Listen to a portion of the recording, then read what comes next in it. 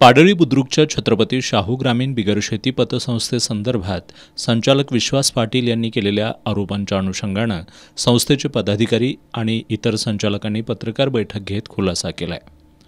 संस्थेच्या इमारत बांधकामासंदर्भात विश्वास पाटील यांनी केलेल्या तक्रारीत तथ्य नसून इमारतीच्या बांधकामासाठी झालेला सर्व खर्च संचालकांनी निधी उभारून केला असून वार्षिक सभेनं खर्चाला मंजुरी दिली असल्याचं चेअरमन संजय पाटील यांनी सांगितलं आहे। इमारतीचं शासकीय व्हॅल्युएशन झालं असून पतसंस्थेचं शासकीय ऑडिटसुद्धा झालं असल्यानं गैरव्यवहाराचा प्रश्नच येत नाही असं सांगत चेअरमन संजय पाटील यांनी विश्वास पाटील यांच्यावर अब्रू नुकसानीचा दावा दाखल करण्याचा इशारा दिलाय।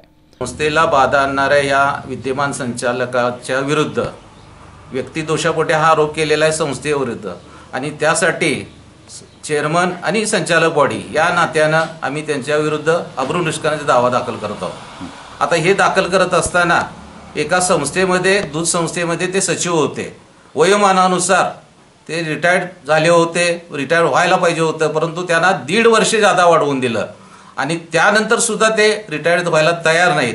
आणि त्या ठिकाणी असणारे संचालक बॉडी यांनी ठराव करून सदर व्यक्तीला त्या पदावरून कमी केलं आणि त्या व्यक्ती दोषापोटी आमच्या संस्थेवर यांनी अशा प्रकारचा आरोप केलेला आहे।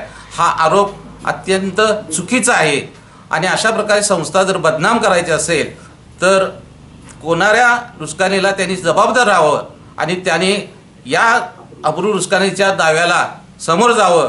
आव्हान मी देतो त्याला की कोणत्याही प्रकारच्या चौकशीला मी समोर जायला तयार आहे। पाडळी बुद्रुक ग्रामपंचायतीनं संस्थेला ठराव करून गायरानामधील जागा दिली असून इमारतीच्या बांधकामाला रीतसर परवानगी घेण्यात आल्याचंही पत्रकार बैठकीत स्पष्ट करण्यात आलं। बीजी देसाई पतसंस्थेतील 10,18,200 रुपयांच्या गुंतवणुकीसंदर्भात दावा दाखल करण्यात आला असून हा विषय न्यायप्रविष्ट असल्याचं चेअरमन संजय पाटील यांनी सांगितलं। संचालक मंडळानं कर्मचाऱ्यांना भविष्य निर्वाह निधी आणि सेवा नियम लागू केलेत अशी माहितीही यावेळी देण्यात आली।